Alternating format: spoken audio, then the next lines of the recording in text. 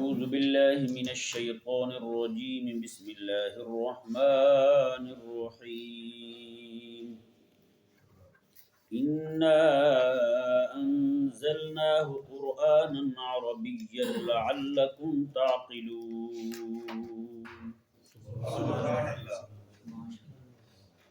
اس آیہ مبارکہ میں خلاق کائنات نے قرآن کریم کی حقانیت کو بیان فرمایا، اور قرآن کریم کی جو زبان مبارکہ ہے وہ عربی ہے، اس کو اللہ تبارک و تعالی نے یہاں واضح فرمایا۔ رب تعالیٰ نے ارشاد فرمایا کہ ہم نے قرآن کریم کو عربی زبان میں نازل کیا تاکہ تم لوگ سمجھو، یہاں ذہن میں رہے تعقلون کا لفظ یہاں لایا گیا۔ تعقلون کا مطلب یہ ہے کہ تم سمجھ رکھو، یعنی عقل بڑھے، تمہاری عقل میں اضافہ ہو تمہارا۔ یہ ذہن میں رہے مسئلہ کہ عقل کا ہونا جو ہے یہ بہت بڑی فضیلت والی بات ہے۔ میرے کریم آقا صلی اللہ علیہ وآلہ وسلم نے بھی ارشاد فرمایا کہ جب میں گفتگو کیا کروں تو میرے قریب جو ہے وہ عقل والے لوگ بیٹھا کریں، جیسے جیسے عقل زیادہ ہو وہ لوگ زیادہ قریب بیٹھا کریں، کیونکہ ایسے لوگ جو ہیں وہ زیادہ سمجھیں گے تو آگے سمجھانے کے قابل ہوں گے۔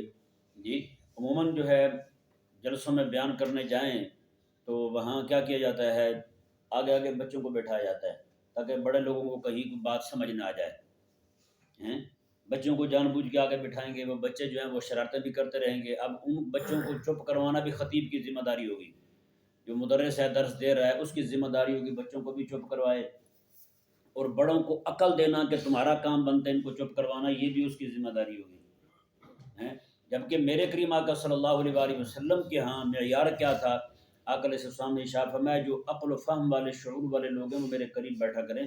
جی اور نماز میں بھی آقا علیہ السلام یہی فرمایا کرتے تھے، کیونکہ اس طرح کے لوگ جو ہے نا وہ آگے کھڑے ہوں گے، امام جو ہے وہ اس سے کوئی ایسا امام کے تو طریقے کو سیکھیں گے، امام نماز کیسے پڑھتا ہے صحیح طور پر وہ اس کی اداؤں کو باقی چیزوں کو وہ اپنی سمجھ سکیں گے، اور امام جو ہے نا اگر وہ بھولتا بھی ہے تو وہ پچھلے جو ہے نا وہ جو سمجھدار ہوں گے وہ لقمہ دے سکیں گے، ٹھیک ہے نا جی، اور ان کو پتہ ہوگا بھی کس بات پہ لقمہ دینا ہے کس بات پہ لقمہ نہیں دینا، ٹھیک ہے نا۔ اور حضرت سیدنا مولا علی رضی اللہ تعالیٰ عنہ تو یہاں تک ارشاد فرماتے ہیں دنیا میں جس بندے کے پاس زیادہ عقل ہوگی قیامت والے دن اللہ تبارک و تعالیٰ کی بارگاہ کا قرب بھی اسے زیادہ ہی ملے گا جی، کیونکہ عقل کی زیادتی جو ہے یہ بندے کو اللہ تبارک و تعالیٰ کی مرضیات پر چلانے کے قابل بناتی ہے، یعنی اللہ تعالیٰ کی پسندیدہ چیزوں پر چلانے کے قابل بناتی ہے، اس کے قریب کرتی ہے کہ اللہ تبارک و تعالیٰ کی جو پسندیدہ چیزیں ہیں بندہ ان پر عمل کرے، ان کو اپنائے، اور جو اللہ تبارک و تعالیٰ کی نامرضیات ہیں، اللہ تعالیٰ کی ناپسندیدہ چیزیں ہیں، ان سے بچنے کی بندے کے اندر ایک طبیعت بنا دیتی ہے، اور یہ عقل ہی ہے ساری جی۔ دیکھیں عقل ہے تو نماز لازم ہوئی، عقل ہے تو روزہ لازم ہوا، عقل ہے تو حج لازم ہوا، عقل ہے تو زکوٰۃ لازم ہوئی، جتنے بھی سارے احکامات ہیں سارے عقل کو ہی آ رہے ہیں۔ جہاں عقل نہیں ہے، بندے کی عمر 90 سال ہو جائے کوئی چیز لازم ہے اس پر، یا بندے کے پاس پہلے عقل تھی 90 سال کی عمر میں اس کی عقل زائل ہو گئی، کوئی حکم لاگو ہوگا اس پر؟ کوئی بھی لاگو نہیں ہوگا۔ تو عقل کی بہت بڑی فضیلت ہے، ٹھیک ہے نا جی۔ تو عقل کی فضیلت کا انکار جو ہے سوائے بے عقل کے کوئی بھی نہیں کرتا، اس لیے اللہ تبارک و تعالیٰ نے جگہ جگہ فرمایا لعلکم تتفکرون، تاکہ تم غور کرو۔ تو غور کرنا کس کا کام ہے؟ عقل کا کام ہے نا، عقل ہوگی تو غور ہوگا، عقل نہیں ہے تو غور کیا ہوگا بھلا؟ جیسے وہ پنجابی زبان میں کہتے ہیں عقل ہے تو سوچاں ہی سوچاں، عقل نہیں دے موجیں موجاں، یعنی عقل ہے تو بندہ سوچ میں پڑا رہتا ہے، ہر وقت فکر میں رہتا ہے، جی میں نے یہ کام کرنا ہے، یہ کرنا ہے، یہ کرنا ہے، اگلے منصوبے بناتا ہے۔ عقل نہیں ہے تو پھر موج ہے اس کی، ہر وقت مستی میں رہے گا، مست ماحول رہے گا، اس کا کیا لینا دینا اسے کسی کے ساتھ، کیا کہاں کیا ہو رہا ہے کوئی فکر ہی نہیں ہے اس کی۔ اور یہ ذہن میں رہے اللہ تبارک و تعالیٰ نے جو یہاں ارشاد فرمایا نا یہ بات بڑی قابل غور ہے، قربان جائیں انا انزلناہ قرآنا عربیا لعلکم تعقلون، اللہ تعالیٰ نے فرمایا ہم نے یہ قرآن کریم جو ہے یہ عربی زبان میں نازل کیا ہے، لعلکم تعقلون تاکہ تمہیں عقل آئے، تاکہ تمہیں عقل آئے۔ اس سے یہ لازم آتا ہے یہ مسئلہ، یعنی ثابت ہوتا ہے کہ قرآن کریم جو ہے اللہ تعالیٰ کی وحی ہے، اور جو بندہ جتنا جتنا وحی کے قریب ہوتا چلا جائے گا اللہ تبارک و تعالیٰ اتنی اتنی اس کی عقل کو بڑھاتا جائے گا، سمجھا ہے نا۔ قرآن کریم سے بڑھ کر عقل بڑھانے کا وظیفہ اور پوری کائنات میں اس سے بڑا وظیفہ کوئی نہیں۔ ہاں چھوٹے چھوٹے وظیفے ضرور ہیں، چھوٹے چھوٹے نسخے ضرور ہیں۔ ایک امام ہے بہت بڑے، وہ فرماتے ہیں میں نے اپنے استاد کو عرض کی کہ حضور مجھے ارشاد فرمائے کہ میرا حافظہ کمزور ہے، تو کہتے ہیں انہوں نے فرمایا کہ تم دودھ کے ساتھ روٹی کھایا کر۔ کس کے ساتھ روٹی کھایا کر؟ دودھ کے ساتھ روٹی کھایا کر۔ تو فرماتے ہیں میں نے دودھ کے ساتھ روٹی کھانی شروع کر دی، صبح کو دودھ کے ساتھ، شام کو بھی دودھ کے ساتھ، 40 دن 40 راتیں فرماتے ہیں روٹی میں نے دودھ کے ساتھ کھائی۔ تو ماتے اللہ تبارک و تعالیٰ نے ایسا مضبوط حافظہ عطا فرمایا، جو بھی بات سن لیتا ہوں کبھی بھولتی نہیں ہے جی۔ آج دودھ تو ہمیں اچھا نہیں لگتا بھائی، ہے یا نہیں؟ دودھ جو ہے وہ ہمیں اچھا نہیں لگتا۔ اللہ اکبر کبیرہ۔ اللہ تعالیٰ ہمیں جو ہے نا وہی چیزیں اپنے دل کو لگانے کی توفیق عطا فرمائے جو رب تبارک و تعالیٰ نے فطرتی طور پر ہمارے لیے بنائی ہیں، قدرتی طور پر ہمارے لیے بنائی ہیں، ہے نا۔ تو یہ آیت مبارکہ جو یہ واضح کر رہی ہے لعلکم تعقلون، جو ہے جتنا جتنا بندے کا تعلق وحی کے ساتھ مضبوط ہوتا جائے گا، اتنی اتنی اس کی عقل جو ہے وہ کیا ہوتی جائے گی؟ مضبوط ہوتی جائے گی۔ یہی وجہ ہے کہ حضرت امام اعظم ابو حنیفہ رضی اللہ تعالیٰ عنہ کے بارے میں امت کے علماء فرماتے ہیں کہ اللہ تبارک و تعالیٰ نے جو عقل امام ابو حنیفہ کو عطا فرمائی تھی، پوری امت کی عقل جو ہے وہ ایک طرف کی جائے، ابو حنیفہ کی عقل ان سب پہ بھاری ہے، بتائیں۔ اور میرے آقا علیہ السلام کی عقل مبارکہ جو ہے، اللہ اکبر، تمام انبیاء کرام کی عقل مبارکہ، پوری دنیا کے لوگوں کی عقل جو ہے وہ ساری جمع کی جائے تو علماء شیخ محقق رحمہ اللہ ارشاد فرماتے ہیں کہ حضرت وہب رضی اللہ تعالیٰ عنہ فرماتے ہیں کہ میں نے پرانی کتابوں میں یہ پڑھا ہے کہ امام الانبیاء جب تشریف لائیں گے، اللہ تعالیٰ ان کو اتنی عقل عطا فرمائے گا، اس کا تناسب پوری کائنات کے بشمول انبیاء کرام علیہ السلام کے، ان کی عقل کا تناسب یہ ہوگا جیسے ایک طرف پوری کائنات کی ریت ہو اور دوسری طرف ایک ذرہ ہو، ٹھیک ہے نا۔ ماتے ایک ذرے کے برابر اللہ تعالیٰ نے سارے لوگوں کو عقل عطا فرمائی ہے، اور باقی سارے جتنی عقل تھی اللہ تبارک و تعالیٰ نے امام الانبیاء کو عطا فرمائی۔ تو اتنی بڑی عقل والے، اتنی بڑی عظمتوں والے، اتنی بڑی شانوں والے امام الانبیاء صلی اللہ علیہ وسلم کریم آقا علیہ السلام جو ہیں، آپ پر یہ قرآن کریم نازل ہوا۔ اللہ تبارک و تعالیٰ فرما رہے یہ قرآن ہم نے عربی زبان میں نازل کیا تاکہ تمہاری عقل بڑھے، تاکہ تمہاری عقل بڑھے۔ اب یہاں پر کچھ اشکالات ہیں، 2 اشکال ویسے آپ فی الحال ذہن میں رکھیں، ان کا جواب جو ہے نا وہ دینا مقصود ہے آج کے اس درس کے اندر۔ پہلا اشکال یہ ہے کہ یہودیوں کی طرف سے اور نصرانیوں کی طرف سے یہ اشکال اٹھایا جاتا ہے، وہ یہ کہتے ہیں کہ جب قرآن عربی زبان میں نازل ہوا ہے تو مطلب یہ ہے کہ قرآن صرف عرب کے لیے آیا ہے، عرب کے علاوہ اور کسی کو قرآن مخاطب نہیں بناتا۔ سمجھ آیا نہیں آیا مسئلہ؟ عربی کے قرآن جو ہے اللہ تعالیٰ نے فرمایا کہ ہم نے قرآن عربی میں نازل کیا، قرآن آیا عربی میں، تو قرآن جو ہے اپنے علاوہ یعنی عربوں کے علاوہ کسی اور کو مخاطب نہیں بناتا، یعنی اس کا خطاب جو ہے وہ کسی اور کی طرف متوجہ نہیں ہوتا۔ جب قرآن عربی میں ہے تو عربوں کے لیے ہے نا، باقی لوگوں کو کیوں آپ کہتے ہو کہ تم بھی کلمہ پڑھو رسول اللہ علیہ السلام کا؟ تو یہودی کہتے ہیں کہ ٹھیک ہے ابھی آپ پڑھتے رہو کلمہ، عرب پڑھتے رہیں، ہمیں کیوں کہتے ہیں کہ ہم کلمہ پڑھیں؟ نصرانی کہتے ہیں کہ آپ پڑھتے رہو، ہمیں کیوں کہتے ہیں کہ ہم کلمہ پڑھیں تمہارے نبی علیہ السلام کا؟ جبکہ قرآن عربی میں آیا، اللہ تبارک و تعالیٰ نے خود فرمایا قرآن کریم میں، قرآن پاک کا دعویٰ ہے، اور عربی زبان میں قرآن بھی موجود ہے، اور آج بھی عربی زبان میں ہے قرآن پاک، اور قرآن کا یہ دعویٰ ہے کہ میں عربی میں آیا ہوں، تمہارے گھر سے یہ بات ثابت ہے، تمہارے قرآن سے یہ بات ثابت ہے، تو پھر تم ہمیں کیوں کہتے ہو کہ ہم کلمہ پڑھیں، ہم مسلمان ہو جائیں، ہمیں کیوں کہتے ہو؟ سمجھایا مسئلہ؟ اشکال سمجھایا ہے؟ ہمیں نہ کہو بھائی، ہندوؤں کو نہ دعوت دو، مجوسیوں کو دعوت نہ دو، باقی جتنے بھی مذاہب باطلہ ہیں پوری دنیا کے اندر جی ان کو آپ دعوت نہ دو۔ یہ دعوت جو ہے قرآن کریم کی یہ صرف عربوں کے لیے ہے، عربوں کے ساتھ خاص ہے، عربوں کے علاوہ کسی اور کو قرآن جو ہے اور خطاب ہی نہیں کرتا، کسی کو مخاطب ہی نہیں بناتا قرآن۔ تو آپ ہمیں پکڑ پکڑ کے کیوں کہہ رہے ہو کلمہ پڑھو، ہمیں دعوت کیوں دیتے ہو، ہمیں قرآن کیوں پڑھ کے سناتے ہو، ہم اپنے نبی علیہ السلام کے پیچھے کیوں لگانا چاہتے ہو تم؟ تو اس کا ایک الزامی جواب ہے، ایک تحقیقی جواب ہے۔ الزامی جواب کیا ہے؟ الزامی جواب یہ ہے کہ جس طرح ہم کہتے ہیں نا، ہمارا دعویٰ ہے کہ کریم آقا صلی اللہ علیہ وآلہ وسلم جو ہے آپ آخری نبی ہیں، اور آپ پر جو کلام الہی نازل ہوا ہے وہ ایک آفاقی کلام ہے، اس کے مخاطب جو ہیں تمام لوگ علی وجہ الارض، جتنے بھی لوگ یعنی دنیا پر موجود ہیں روئے زمین پر، سارے لوگ جو ہیں اس کے مخاطب ہیں، سارے جن اس کے مخاطب ہیں، کوئی بھی بندہ جو ہے اس کے خطاب سے خالی نہیں ہے۔ یہ ہمارا دعویٰ ہے، اور یہ ہم قرآن سے بھی ثابت کر سکتے ہیں۔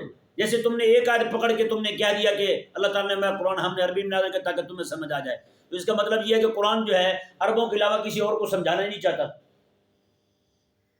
سمجھ پڑ رہا ہے مسئلہ؟ قرآن جو ہے عربوں کے علاوہ کسی اور کو سمجھانا ہی نہیں چاہتا، تو پھر آپ لوگ جو ہیں ہمیں کیوں مخاطب بناتے ہیں؟ آپ لوگ جو ہے ہمیں کیوں کہتے ہیں قرآن کریم کے قریب آنے کو؟ تو جس طرح ہمارا یہ دعویٰ ہے نا، یہ میں الزامی جواب دے رہا ہوں، جس طرح ہمارا یہ دعویٰ ہے، قرآن کریم کا یہ دعویٰ ہے، امام الانبیاء علیہ السلام کا دعویٰ ہے، اور اللہ تبارک و تعالیٰ کا یہ حکم ہے حبیب کریم علیہ السلام کو، اسی طرح کر کے دعویٰ جو ہے یہودی اپنے نبی موسیٰ علیہ السلام کے لیے کرتے ہیں، اسی طرح کا دعویٰ عیسائی نصرانی جو ہیں اپنے نبی حضرت عیسیٰ علیہ السلام کے لیے کرتے ہیں۔ دیکھیں، یہودی کہتے ہیں کہ نبی آخر الزمان جو ہیں حضرت موسیٰ علیہ السلام ہے۔ آخری نبی کون ہے ان کے نزدیک؟ حضرت موسیٰ علیہ السلام ہے۔ یہ یہودیوں کا دعویٰ ہے، اور یہی وجہ ہے کہ حضرت موسیٰ علیہ السلام کے بعد جو انبیاء کرام علیہ السلام تشریف لا رہے ہیں ان کو یہودیوں نے قتل کیا، ان کو یہودیوں نے شہید کیا۔ حضرت سیدنا زکریا علیہ السلام کے پیچھے پڑ گئے، یحییٰ علیہ السلام کو شہید کیا، حضرت عیسیٰ علیہ السلام کو شہید کرنے کے لیے جناب آپ کو سولی لٹکانے لگے تھے۔ تو یہ باتیں کس سے مخفی ہیں؟ یہ کیوں کر رہے تھے سارا کچھ؟ اس لیے تو کر رہے تھے، ان کا نظریہ تھا کہ نبی آخر الزمان جو ہے حضرت موسیٰ علیہ السلام ہے۔ جب جیسے ہمارا یہ دعویٰ ہے، ہمارا یہ عقیدہ اور نظریہ ہے کہ میرے آقا علیہ السلام سب سے آخری نبی ہیں اور آقا علیہ السلام کے بعد کوئی نبی نہیں آنا، جیسے ہم آقا علیہ السلام کے بعد کسی جھوٹے نبی کو برداشت نہیں کرتے، اسی طرح کا طریقہ ان کا تھا یہودیوں کا۔ یہ تو سچوں کو برداشت نہیں کرتے تھے، اور کہیں ایک کتاب میں ایسا نہیں ہے کہ موسیٰ علیہ السلام کے بعد کوئی نبی نہیں آئیں گے، بلکہ موسیٰ علیہ السلام کی کتاب کے اندر یہ موجود ہے کہ جناب عیسیٰ علیہ السلام بھی آئیں گے، اور عیسیٰ علیہ السلام کی کتاب کی تکمیل بھی فرمائیں گے، باقی انبیاء کرام علیہ السلام کا بھی ذکر ہے، اور سب سے آخری نبی میرے کریم آقا علیہ السلام کا بھی ذکر ہے۔ اور حضور کے ختم نبوت کے واضح اشارے نہیں، واضح بالتصریح کلام موجود ہے موسیٰ علیہ السلام کی کتاب کے اندر، تورات شریف میں۔ تو پھر ان کا یہ دعویٰ کرنا حضرت موسیٰ علیہ السلام کے لیے کہ ہمارے موسیٰ علیہ السلام جو ہے آخری نبی ہیں۔ اب ہم ان سے سوال کرتے ہیں جو یہ اعتراض ہم پہ رکھ رہے تھے، جو اشکال ہم پہ وارد کر رہے تھے، جو سوال ہم سے کر رہے تھے، ہم سے پوچھ رہے تھے، ہم ان سے پوچھتے ہیں تو یہ بتاؤ کہ آپ کی کتاب موسیٰ علیہ السلام پر نازل ہوئی تھی تورات شریف، وہ کس زبان میں نازل ہوئی تھی؟ وہ عبرانی زبان میں نازل ہوئی تھی۔ کس زبان میں نازل ہوئی تھی؟ عبرانی زبان میں نازل ہوئی تھی کتاب۔ جب عبرانی زبان میں کتاب آئے تورات، تو اس کا تو مطلب پھر یہی ہوا کہ تورات شریف جو ہے وہ عبرانی لوگوں کے علاوہ کسی اور بندے کو مخاطب نہیں بناتی۔ یہ تمہارا دعویٰ ہے، تمہارا یہ اشکال ہے، اور تمہارا یہ اعتراض ہے۔ تمہارے اعتراض سے تو موسیٰ علیہ السلام کا آخری نبی ہونا جو ہے نا وہ عقیدہ تمہارا دفع ہوتا ہے، یہاں سے تمہارا عقیدہ ختم ہوتا ہے، تمہارا عقیدہ متزلزل ہوتا ہے۔ تم نے یہ کہا کہ قرآن کریم عربی میں آیا ہے تو قرآن کریم عربوں کو مخاطب بناتا ہے، تو لہذا قرآن اپنا عربوں تک ہی رکھو، ہم تک ہمیں نہ سناؤ۔ پھر ہم تمہیں کہتے ہیں کہ جب تمہارا یہ دعویٰ ہے کہ موسیٰ علیہ السلام آخری نبی ہیں، موسیٰ علیہ السلام کے بعد کوئی نبی نہیں، اور یہی وجہ ہے کہ عیسیٰ علیہ السلام کی دشمنی کی انہوں نے، میرے آقا علیہ السلام کے ساتھ دشمنیاں پالی انہوں نے، آج تک دشمنیاں کر رہے ہیں، آج تک اس کا اظہار ہو رہا ہے، ان کی دشمنیاں ویسی کہ ویسی ابل رہی ہیں آج تک۔ تو جو اشکال تم ہم پہ وارد کر رہے تھے وہ تو تم پہ وارد ہو گیا، اس نے تو تمہارے عقیدے کی چولیں تک ہلا دی، اس کی جڑیں اکھیڑ کے رکھ دی۔ تمہارے عقیدے کا جو درخت تم نے بنا رکھا تھا وہ تو سارے کا سارا گر گیا بھائی۔ تمہارے اشکال سے اتنی زور سے آندھی چلی ہے کہ اس میں کچھ بھی نہیں بچا۔ تمہارا یہ اشکال کہ قرآن کریم جو ہے یہ عربی میں آیا اور عربوں کو مخاطب بنا رہا ہے، لہٰذا عربوں کے علاوہ قرآن جو ہے کسی اور کی طرف متوجہ نہیں ہوتا، تو پھر ہم تمہیں سے پوچھتے ہیں کہ تم ہی ہمیں بتا دو کہ تمہاری کتاب تورات شریف جو ہے وہ عبرانی زبان میں نازل ہو رہی ہے، تو عبرانی زبان کا مطلب تو پھر یہ ہوا کہ تمہاری کتاب جو ہے وہ عبرانی لوگوں کے علاوہ کسی اور کو اور کی طرف متوجہ نہیں ہوتی، کسی اور کو اپنا مخاطب نہیں بناتی۔ سمجھ رہے نہیں سمجھ رہے اس بات؟ تو وہ اعتراض جو ہم پہ کر رہے تھے وہ تو تم پہ لاگو ہو گیا۔ تم جو ہم پہ اشکال وارد کر رہے تھے وہ تم عقیدہ بنا کے پیش کر رہے تھے ہم کو، جناب یہ عقیدہ ہے کہ جناب قرآن جو ہے وہ جناب عربی میں آیا ہے تو عربوں کو ہی مخاطب بنا رہا ہے، تو لہٰذا ہم پھر تم سے پوچھ رہے ہیں کہ تمہارا پھر یہ اشکال کہاں گیا، تمہارا یہ اعتراض پھر کہاں گیا؟ وہ اعتراض تمہارے اپنے گلے پڑ گئے، وہ اعتراض وہ اشکال تمہارے اپنے گلے کی ہڈی بن گیا ہے۔ اور یہی بات ہم پھر نصرانیوں سے ذرا پوچھ لیتے ہیں، ہاں بھائی تم جو کہتے ہو کہ نبی علیہ السلام جو ہیں ان پر قرآن نازل ہوا، وہ عربی زبان میں آیا قرآن، اور عربی زبان جو ہے وہ صرف عربوں ہی جانتے ہیں، عربوں کے علاوہ کوئی نہیں جانتے، تو پھر قرآن کریم جو ہے وہ عربوں کے علاوہ کسی اور کی طرف متوجہ نہیں ہوتا ہیں۔ تو پھر ہم تمہیں سے پوچھتے ہیں تمہاری کتاب جو تمہارا بھی یہ دعویٰ ہے نا عیسیٰ علیہ السلام آخری نبی ہیں، انہوں نے عیسیٰ علیہ السلام کو آخری نبی مانا تو ہمارے آقا علیہ السلام کا کلمہ نہیں نہ پڑھا نصرانیوں نے، اسی لیے تو منکر ہوئے پڑے میرے آقا علیہ السلام کے، حضور کی نبوت کے، حضور کی ختم نبوت کے۔ آج تک دشمنی کا اظہار ہو رہا ہے، آج تک ان کے منہ سے شعلے اور انگارے نکل رہے ہیں جو ابھی تک ختم ہونے کا نام نہیں لے رہے۔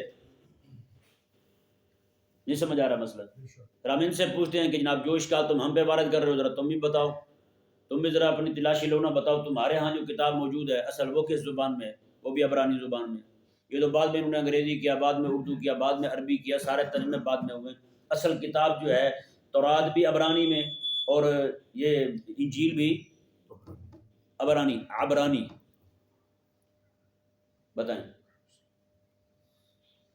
صحیفے جو ہے نا وہ اپنے اپنے مقامی زبانوں میں نازل ہوئے، تقریباً جو ہے نا وہ کتابیں عبرانی زبان میں نازل ہوئی۔ حضرت سیدنا داؤد علیہ السلام پر جو زبور شریف نازل ہوئی تھی وہ سریانی زبان میں تھی۔ کس زبان میں تھی؟ سریانی زبان میں تھی۔ اور بعد یہ بھی کہتے ہیں وہ بھی عبرانی میں تھی۔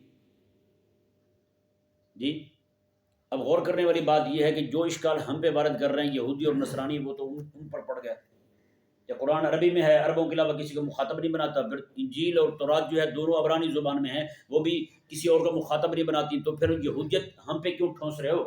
ہاں جی اپنا جناب پوری دنیا کے اندر جو جال تم نے بچھایا ہوا لوگوں کو یہودی بنانے کے لیے، وہ کیوں کس لیے بچھایا ہوا ہے؟ نصرانیوں سے پھر ہم پوچھتے ہیں کہ تمہارا یہ عقیدہ ہے کہ جناب عیسیٰ علیہ السلام کو سولی ہوئی ہے تو وہ ٹائی تم اسی غم میں پہنے پھرتے ہو، وہ ٹائی ہمارے بچوں کے گلے میں کیوں آ گئی؟ ہمیں بھی تو بتاؤ۔ نہیں سمجھ آ رہا؟ تمہارا عقیدہ یہ تھا کہ تمہارا نظریہ یہ تھا کہ قرآن عربی میں آیا تو عربوں کو مخاطب بنا رہا ہے، تو پھر ہم تمہیں کہتے ہیں کہ تمہاری کتاب جو ہے وہ عبرانی زبان میں ہی تو عبرانیوں کو مخاطب بنا رہی ہے نا، تو پھر تم اپنے عقیدے گندے ہمارے گلے میں کیوں ٹھونس رہے ہو؟ ہم پر لازم کیوں کر رہے ہو؟ نعوذ باللہ من ذالک۔ تو یہ اشکال جو ہے ان دونوں کا، یہودیوں کا اور نصرانیوں کا، بحمداللہ تعالی یہ صاف ہو گیا۔ یہ کیا ہو گیا؟ صاف ہو گیا اس طرح کے الزامی جواب کے ذریعے۔ اب تحقیقی جواب کیا ہے؟ تحقیقی جواب یہ ہے کہ تورات میں اور انجیل میں دونوں میں جی اس کو ہم دو طرح سے ثابت کرتے ہیں نا۔ ایک تو ہم جو ہے نا وہ عند الخصم، ہمارا جو مخالف ہے اس کے گھر سے اگر نکل آئے میرے آقا علیہ السلام کا آنا اور آقا علیہ السلام کا آخری نبی ہونا اور آقا علیہ السلام کا تمام لوگوں کے لیے نبی بن کر تشریف لانا، اس سے بڑی تو بات ہی کوئی نہیں۔ اور تورات میں اور انجیل میں دونوں کتابوں میں یہ دونوں حوالے، اس بات کے حوالے جو ہے دونوں کتابوں میں موجود ہیں الحمدللہ تعالی۔ آج بھی ہم ان کی کتابوں سے یہ بات ثابت کر سکتے ہیں۔ ہمارے علماء موجود ہیں جو عبرانی سمجھنے والے ہیں، عبرانی جاننے والے ہیں، دونوں کتابیں جو چاہے محرف ہیں جو بھی ہیں، آج بھی یہ حوالے موجود ہیں، ان کی کتابوں سے نکال کر کے آج بھی ان کے دانت جو ہے وہ کھٹے کیے جا سکتے ہیں۔ بتائیں تو ایک تو یہ ہوگا کہ عند الخصم ہو گیا، ان کا اپنا اشکال ان کے گلے پڑ گیا، یہ ہم نے پھر ثابت کیا میرے کریم آقا علیہ السلام کا نبی آخر الزمان ہونا اور آقا علیہ السلام کا پوری دنیا کے لوگوں کے لیے سب کے لیے نبی بن کے تشریف لانا۔ پھر قرآن پاک کے تو دلائل بہت زیادہ ہیں۔ اللہ تبارک و تعالی نے ارشاد فرمایا کہ قرآن کریم میں میں انا ارسلناک میں کہ کافۃ للناس بشیرا، میں کہ ہم نے آپ کو بھیجا جی کافۃ للناس بشیرا ونذیرا، میں کہ ہم نے آپ کو تمام لوگوں کے لیے کفایت کرنے والا بنا کر بھیجا، یعنی آپ کی تبلیغ، آپ کی دعوت جو ہے وہ تمام لوگوں کے لیے ہے۔ للناس کا لفظ بھی یہاں آ گیا، یہاں پہ للناس کا لفظ الف لام جو ہے وہ بھی استغراق کیا ہے، تمام لوگ، کوئی بھی اس سے خارج نہیں ہے، یعنی یہودی ہو نصرانی ہو۔ میرے آقا علیہ السلام نے واضح طور پہ ارشاد فرمایا میری دعوت جس بندے کو پہنچے وہ یہودی ہو یا نصرانی، حضور فرماتے ہیں وہ اپنا دین جو اپنا مذہب چھوڑ کر کے میرے دین کو نہ اپنائے، حضور فرماتے ہیں وہ بھی جہنم جائے گا، چاہے وہ موسیٰ علیہ السلام کا کلمہ پڑھتا رہے، چاہے عیسیٰ علیہ السلام کا کلمہ پڑھتا رہے۔ بتائیں جب میں آ گیا ہوں تو پھر کسی اور کی پیروی نہیں چلے گی۔ اچھا پھر اسی آیت مبارکہ میں اللہ تبارک و تعالی نے ارشاد فرمایا کہ کافہ، سب کو کفایت کرنے والے، سب کے لیے آقا علیہ السلام اکیلے نبی بن کے تشریف لائے، امام الانبیاء بن کے تشریف لائے ہیں جی۔ بشیر و نذیرہ، ہر ایک کے لیے آقا علیہ السلام بشارت دینے والے ہیں، ہر ایک کو حضور ڈر سنانے والے ہیں جی۔ پھر اللہ اکبر کبیرہ ہمارے مفسرین نے نقل کیا ہے، بلکہ یہ صحابہ کرام علیہ رضوان فرماتے ہیں، تابعین فرماتے ہیں قیامت تک جو بھی بندہ کسی عالم سے قرآن سنے گا جی، وہ حقیقت میں ایسا ہے جیسے وہ امام الانبیاء علیہ السلام سے قرآن سنے۔ دعوت دین جس تک پہنچے گی، کلمہ حق جس تک پہنچے گا، لا الہ الا اللہ کی صدا جس تک پہنچے گی، فرماتے ہیں کہ جتنے بھی علماء سے بھی سنیں گے نا، وہ حقیقت کے اندر میرے آقا علیہ السلام سے سن رہے ہیں۔ اس کی وجہ کیا ہے؟ دیکھیں ذرا غور کریں۔ ان کا جو اشکال تھا، اس اشکال کا جواب ذرا غور سے سنیں۔ حضرت عیسیٰ علیہ السلام کہاں تشریف لاتے ہیں؟ حضرت سیدنا عیسیٰ علیہ نبینا و علیہ السلام جو ہیں، آپ شام میں تشریف لاتے ہیں۔ کہاں تشریف لاتے ہیں؟ آپ کی اماں آج کا فلسطین ہے، فلسطین میں تشریف لاتے ہیں جی، وہیں پہ ہی آپ کلمہ حق بلند کرتے ہیں، سارا کچھ کرتے ہیں جی، وہیں پہ ہی آپ کا یعنی کہ آپ کو آسمانوں پر اٹھایا جاتا ہے۔ وہی مقام ہے فلسطین کا جی جہاں آپ تشریف لائے، تو وہاں اس وقت عبرانی زبان بولنے والے تھے، عبرانی زبان بولنے والے تھے۔ تو یورپ کے اندر جو انگریزی بولنے والے تھے، وہاں تک تمہارا پیغام کیسے پہنچا؟ وہاں تک لوگ جو ہے وہ نصرانی کیسے ہوئے؟ آج پورا یورپ جو ہے وہ نصرانی ہے، کیسے نصرانی ہوئے؟ آپ یہی کہیں گے نا ان کے حواری اٹھے تھے۔ قرآن بھی کہہ رہا ہے، حضرت عیسیٰ علیہ السلام نے فرمایا تھا من انصاری اللہ، اللہ تعالیٰ کے دین کے غلبے کے لیے کون میری مدد کرے گا؟ قال الحواریون نحن انصار اللہ، حواری اٹھ کھڑے، انہوں نے کہا ہم جائیں گے۔ وہ 8 9 10 لوگ، اتنے لوگ تھے، وہ گئے اور جا کر کے انہوں نے پورے یورپ کو ہلا کر رکھ دیا، سب کو عیسیٰ علیہ السلام کا کلمہ پڑھا دیا۔ جیسے آپ کا دین جو ہے، آپ کی شریعت جو ہے وہ عبرانی زبان میں آ رہی ہے، نصرانیوں کی شریعت عبرانی زبان میں آئی، کتاب ان کی عبرانی زبان میں ہے، لیکن پہنچ رہا ہے دین ان تک، یورپیوں تک، انگریزوں تک۔ آج ہمارے علاقوں میں بھی ہیں نصرانی، عربوں میں بھی نصرانی ہیں، پوری دنیا کے اندر پنجابی بولنے والے، اردو بولنے والے، پشتو بولنے والے، سب زبانوں میں تقریباً نصرانی ملتے ہیں، پوری دنیا میں ملتے ہیں۔ تو بتائیں ان تک کیسے پہنچا پیغام تمہارا؟ وہ یہی کہیں گے کہ عیسیٰ علیہ السلام کے ماننے والوں نے پہنچایا۔ تو بھائی عیسیٰ علیہ السلام کے ماننے والے جو ہیں وہ عبرانی زبان کو جا کر کے انگریزی میں ترجمہ کر کے سنائیں تو ان کا دین ان تک پہنچ جائے، یہ ٹھیک ہے۔ تو میرے آقا علیہ السلام سے ابوبکر صدیق پڑھیں، عمر فاروق پڑھیں، عبداللہ بن مسعود پڑھیں، وہ جا کر کے یا لوگوں کو سنائیں دین آقا علیہ السلام کا، تو یہ کیوں نہیں پہنچ پاتا؟ یہ کیوں نہیں پہنچتا؟ سعد بن ابی وقاص جائیں سنائیں، حضرت ابو ایوب انصاری جائیں، حضرت ابو ہریرہ اٹھیں جی، پھر ان سے جناب سیکھنے والے جناب حضرت صحابہ کرام علیہ رضوان سے سیکھنے والے ابو حنیفہ اٹھے جناب، ابو حنیفہ جناب فارسی النسل ہیں، آپ جناب اٹھیں، پھر حضور کا دین ایسا پڑھیں، اللہ اکبر کبیرہ۔ پھر وہاں سے آگے چلتا چلتا پوری کائنات عالم میں آج کوئی بندہ ایسا نہیں ہے کہ جس تک آقا علیہ السلام کے دین کا پیغام نہ پہنچا۔ بتائیں پھر تمہارے یہ اشکالات، تمہارے یہ جو ہے نا وہ اعتراضات جو ہے وہ تو دھرے کے دھرے رہ گئے، نہیں سمجھ آیا مسئلہ۔ تو خلاق کائنات نے اس لیے حبیب کریم صلی اللہ علیہ وآلہ وسلم کو فرمایا وما ارسلناک الا رحمۃ للعالمین، فرمایا کہ حبیب پیارے ہم نے آپ کو تمام جہانوں کے لیے رحمت بنا کر بھیجا ہے، یعنی آپ جو شریعت لائے ہیں وہ رحمت، آپ جو دین لائے ہیں وہ رحمت، آپ جو قرآن لائے ہیں وہ رحمت، آپ کا فرمان رحمت، یعنی ہر شے رحمت اور سارے جہان والوں کے لیے ہے۔ یہ رحمت للعالمین والی آیت پڑھ کے ہم صرف نعرے لگانے تک محدود نہ رہیں، بلکہ اس سے آقا علیہ السلام کی بعثت شریف جو ہے، آقا علیہ السلام کی نبوت عامہ شاملہ کاملہ پوری کائنات عالم کے لوگوں کے لیے حضور کی نبوت ثابت ہوتی ہے۔ سمجھا ہے نا؟ بحمد اللہ تعالی، اللہ تبارک و تعالی ہم سب کو سمجھنے کی توفیق عطا فرمائے۔